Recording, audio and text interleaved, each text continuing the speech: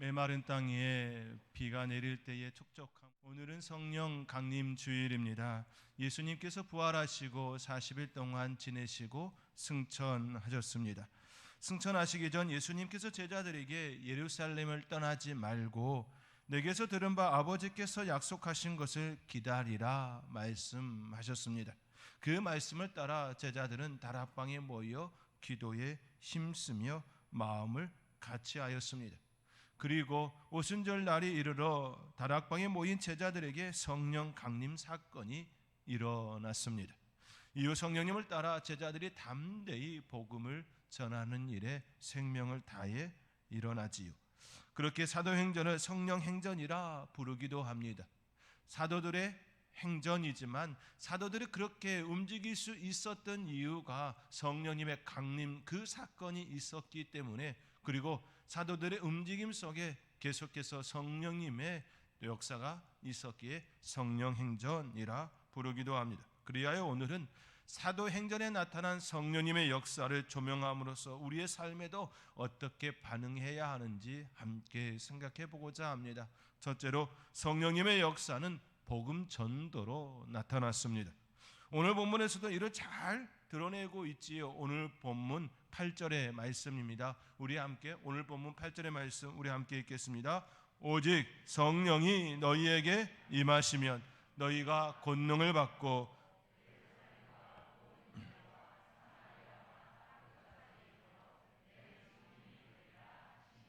아멘. 성령이 임하시면 권능을 받고 땅끝까지 이르러 내 증인이 되리라. 성령이 임하시면 내 증인이 되리라. 이 말씀은 예수님께서 승천하시기 전 마지막으로 말씀하신 말씀입니다. 이 말씀의 요지는 무엇입니까? 예루살렘과 온 유대와 사마리아와 땅끝까지 주님의 증인이 되리라, 내 증인이 되리라 라는 말씀입니다. 주님의 증인이 된다는 것은 결국 복음 증거자, 복음 전도자가 된다는 말씀입니다. 실제로 성령님의 임재를 경험한 제자들은 복음 전도자로 자신의 생명을 다해 삶을 살았습니다. 사도행전은 이 사역의 장면들을 잘 드러내고 있습니다. 그런데 종종 잘못 인식하는 경우가 있습니다. 그것은 바로 권능이라는 측면입니다. 권능은 복음 전도를 위한 도구입니다. 오직 성령이 임하시면 권능을 받고 내 증인이 되리라 라고 말씀하시지요. 그런데 우리의 시선은 늘 권능에 다가갈 때가 참 많습니다. 목적이 아닌데 우리는 그것에 현혹되어져서 거기에 집중되어지는 경우들이 일어납니다.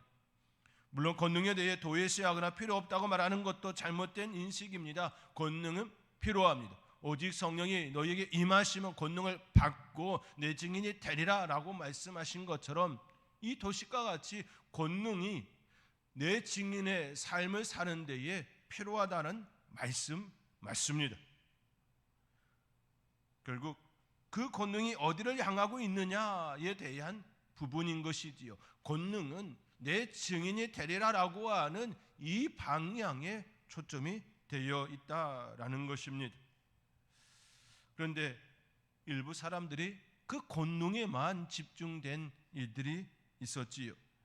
일명 성령운동을 한다고 하는 이들이 잘못된 방향으로 접근되어 많은 사람들에게 잘못 인식시킨 부분들도 있습니다. 권능은 복음 전도를 위한 하나의 도구이어야 합니다. 그것이 목적이 되어져서는 아니 되지요. 그것이 추앙이 되어서도 결코 안 됩니다. 그러나 많은 사람들은 그것에 현혹되어 마음도 잃고 신앙도 잃고 끝이 다른 삶을 살아간 이들도 있습니다. 한국에서 대표적인 인물이 박태선이라 할 수 있지요. 성령의 은사를 받았지만 그것을 잘못 오용하여 자기의 야망을 이루는 수단이 되었습니다. 결국 그의 끝은 예수 그리스도를 드러내는 삶이 아닌 다른 반대의 길이 되고 말았습니다. 박태선뿐만 아니라 우리의 이미 알고 있는 이들이 참 많이 있습니다. 그렇게 우리는 하나님의 말씀이 어디를 향하고 있는지, 그 방향이 어디를 가리키고 있는지 우리는 바르게 알아야 합니다. 우리가 깊이 생각해야 할 것은 끝이 다른 이들의 모습만이 아닌 우리들의 사고에도 스며들어온 그런 사고가 있다라는 사실입니다. 우리의 삶의 자리에서 권능이 왜 필요한지, 왜 권능을 주셨는지, 왜 그 자리에 있게 하였는지 대해 깊이 생각하지 않고 한 시대의 유물처럼 접근한 이들도 있다라는 사실입니다. 신앙생활 한다고 하면 그 정도는 되어야 하지라고 생각하는 그 모든 것들도 다 잘못된 모습입니다. 결코 그 모습은 바람직하지 않습니다. 성령의 능력은 하나님께서 필요에 따라 주실 수도 있고 주시지 않을 수도 있습니다. 만약 우리의 신앙생활에 반드시 필요한 것이라면 하나님께서는 반드시 주십니다. 그러나 그렇지 않다면 허락하지 않는 것이지요. 그러므로 우리는 왜 하나님께서 성령의 능력을 주시는지, 권능을 주시는지 그 의미를 바르게 이해해야 합니다. 오늘 본문은 이 부분에 대해 명확하게 제시합니다. 성령이 우리에게 임하시면 권능을 받고 땅 끝까지 이르러 내 증인이 되리라 말씀합니다. 권능을 주시는 이유는 예수 그리스도를 증거하는 증거자가 되게 하기 위함이라는 것입니다. 내 증인이 되리라입니다. 우리는 이 사실을 기억해야 합니다. 사도 바울이 로마로 끌려가는 선상에서 유라굴라라는 강풍을 만났습니다. 그 강풍 가운데서도 하나님께서 그를 보호하여 주시겠다는 약속을 하여 주시지요. 또한 그 배는 깨어지고 가까스로 하나님의 보호 가운데에 멜리데 섬에 도착합니다. 그곳에서 바울이 나무 한 묶음을 거두어 불에 넣습니다. 그때 그 나무 묶음에 있던 독사가 바울의 손을 물고 매달리지요. 이 광경을 본 사람들은 이 사람은 살인한 자로다, 바다에서는 구조를 받았으나 공의가 그를 살지 못하게 한다라고 수군거립니다. 그러나 바울은 아무렇지 않은 듯 독사를 불에 던지지요. 아무런 반응도 하지 않습니다. 그의 손이 붓거나 죽을 거라고 생각하던 이들은 오래 기다려도 아무런 이상이 없는 줄 알고 오히려 그를 신이라 추앙하지요. 하나님께서는 바울에게 독사에게 물려도 아무런 이상인 반응이 일어나지 않도록 역사하셨습니다.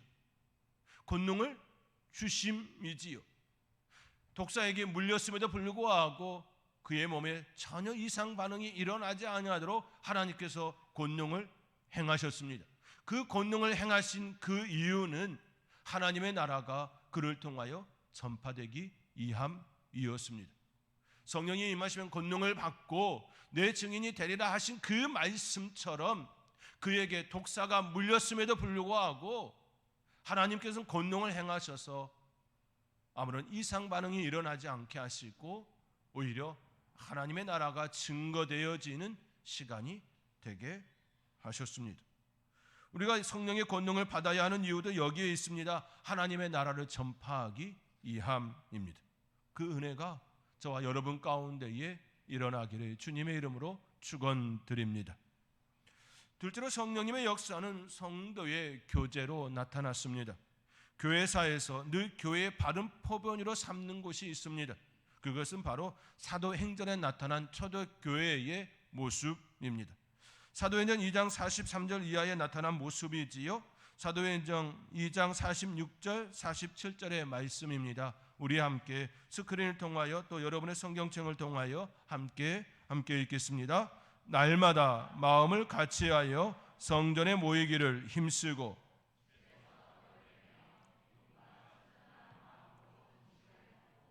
하나님을 찬미하며 또 온 백성에게 진송을 받으니 주께서 구원받는 사람을 날마다 더하게 하시니라. 아멘. 날마다 마음을 같이하고 성전에 모이기를 힘쓰고 집에서 떡을 떼며 기쁨과 순전한 마음으로 음식을 먹고 하나님을 찬양하는 모습이 나타났습니다. 이것이 초대교회의 모습입니다. 초대교회가 시작된 계기는 성령 강림 사건 이후입니다. 예수님께서 제자들에게 성령을 기다리는 말씀을 듣고 그들은 한 곳에 모여 기도하였지요. 그리고 오순절이 이름에 그곳에 성령 강림 사건이 일어났습니다. 성령의 임재를 경험한 제자들은 담대히 복음을 증거하는 자들이 되었습니다. 베드로도 그 사람들 중에 한 사람이었습니다. 베드로는 닭이 울기 전 3번이나 예수님을 부인한 사람이었습니다. 믿음이 연약한 자이었습니다. 믿음이 없는 자이었다고 해도 무방할 정도로 그러한 인물이었습니다. 그러나 그가 성령의 임재를 경험한 이후에 담대히 복음을 증거하는 자가 되었습니다. 유대인들을 향하여, 예루살렘에 있는 사람들을 향하여 복음을 증거하는 자가 되었습니다. 얼마나 담대하게 복음을 증거하였는지 원래 그를 알았던 이들이 이처럼 평가하지요. 본래 학문 없는 범인으로 알았다가 이상히 여기더라. 그렇지요. 베드로는 어부였습니다. 어부 출신이었습니다. 학문이 없는 자이었습니다.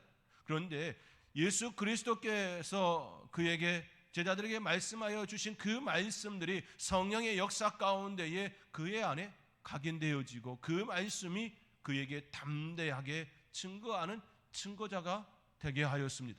성령의 임재 가운데에 그에게 담대함으로 예수 그리스도의 말씀이 기억나게 하시고 그 말씀을 증거하는 증거자가 되게 하심이었습니다.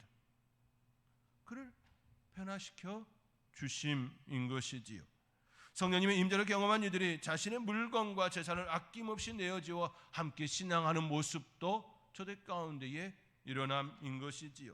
진정한 교제가 일어나게 되었습니다. 얼마 전까지만 해도 도망갔던 이들이 오히려 자신의 것을 내어주고 복음을 증거하며 함께 마음을 나누며 함께 교제하는 진정한 성도의 교제가 일어나는 시간이 그들 가운데 일어나게 되었습니다.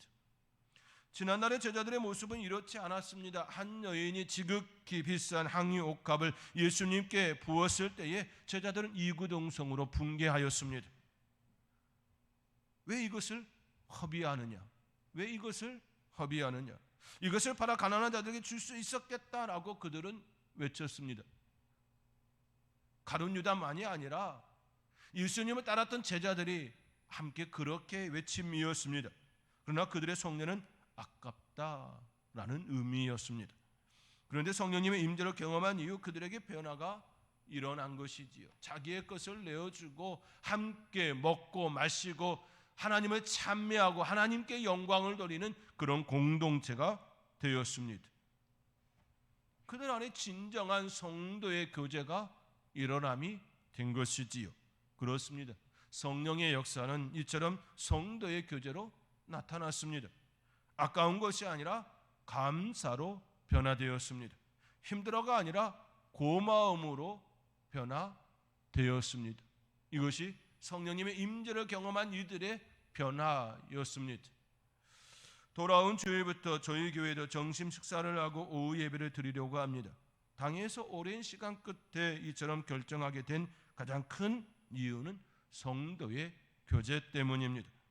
교회에서 식사가 이루어지지 않고 주일 오전 예배만 드리고 가게 되니 한 주간의 삶도 온전히 나누지 못하고 그저 스쳐 지나가듯 얼굴을 마주보고 잠깐 동안의 그 모습만이 우리 가운데 일어났습니다.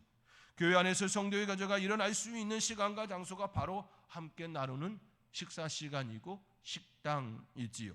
자연스레 함께 먹으며 한 주간의 삶을 나누고 하나님의 인도하심, 하나님께서 역사하심에 대하여 이야기를 나눌 수 있는 시간과 공간이지요.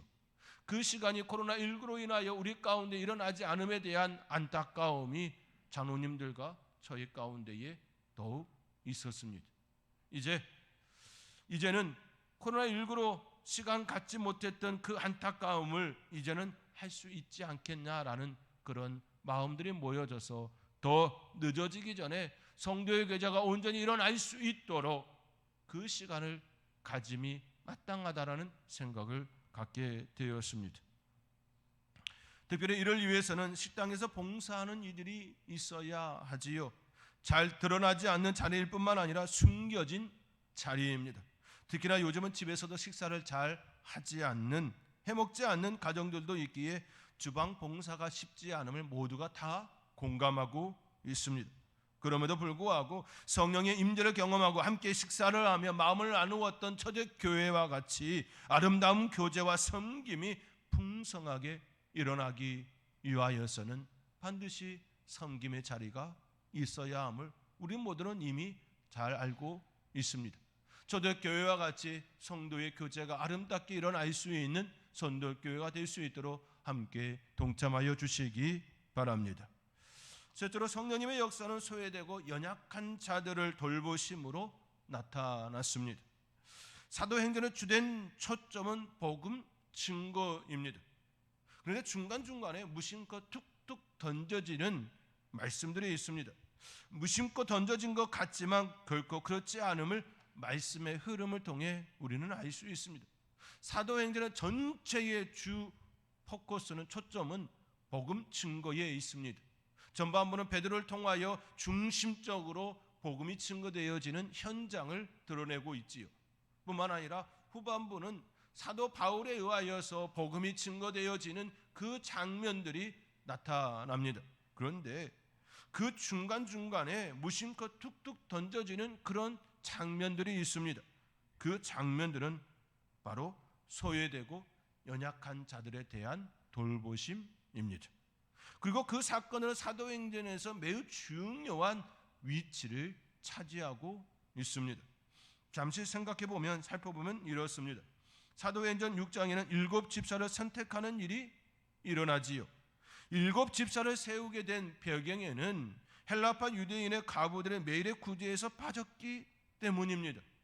다시 말해, 교회의 직분을 세우는 그 일이 일어난 배경은 구제에 빠진 그 이들을 위하여, 소외되고 연약한 자들을 구제에 빠진 그들을 위하여 세웠다라는 말씀인 것이지요.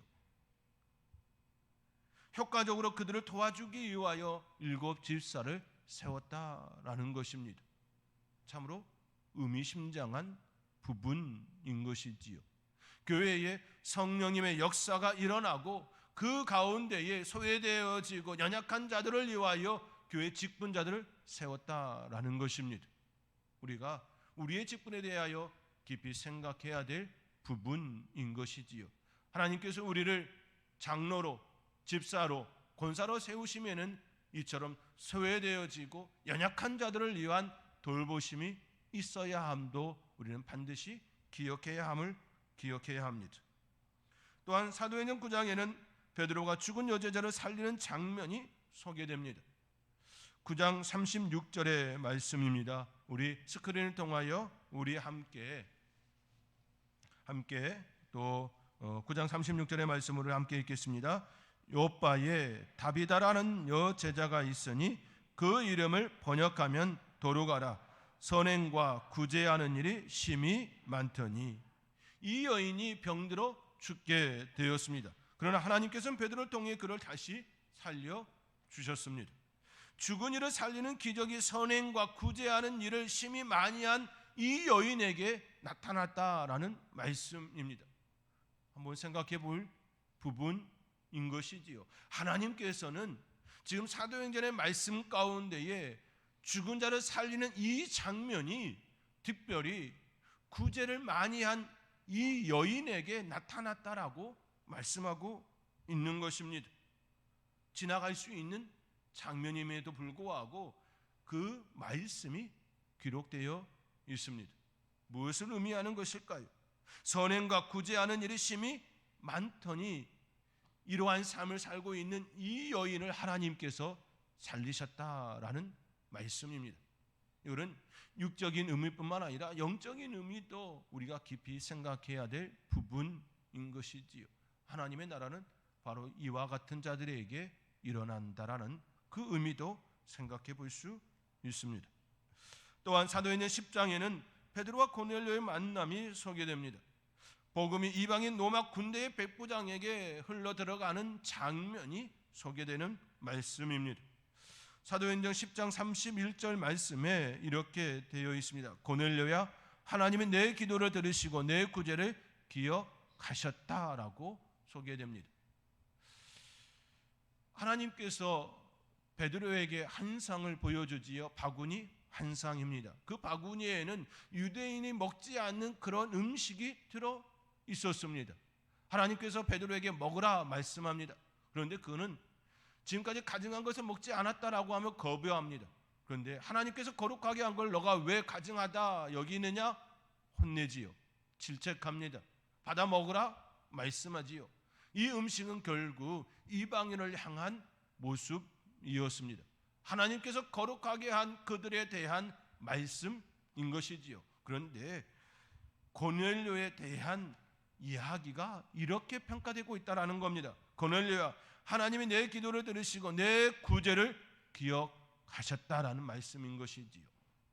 복음이 이방인에게 흘러 들어갈 그때에 내 기도를 들으셨고 내 구제를 기억하셨다라는 이 말씀이 무심코 툭툭 던져진 말씀처럼 기록되어 있지만 우리가 깊이 생각해야 될 부분이라는 것입니다. 우리 하나님은 긍휼의 하나님이십니다. 예수님께서 세리와 죄인들과 함께 식사하는 것을 비방하는 바리새인들에게 내가 긍휼을 원하고 제사를 원하지 아니한다 말씀하셨습니다. 그렇지요. 내가 긍휼을 원하고 제사를 원하지 아니하라 하신 뜻이 무엇인지 배우라 말씀하시고 의인을 부르러 온 것이 아니라 죄인을 부르러 왔노라 말씀하셨습니다. 그렇습니다. 우리의 삶도 이와 같아야 합니다. 성령님의 임재를 경험한 이들의 삶의 모습은 바로 이와 같아야 합니다. 미국의 정신의학자 모건 스코펫 박사는 그에 대해서 아직도 가야 할 길에서 이렇게 이야기합니다. 인생이 힘들다고 생각하는 사람들이 갈수록 많아진다.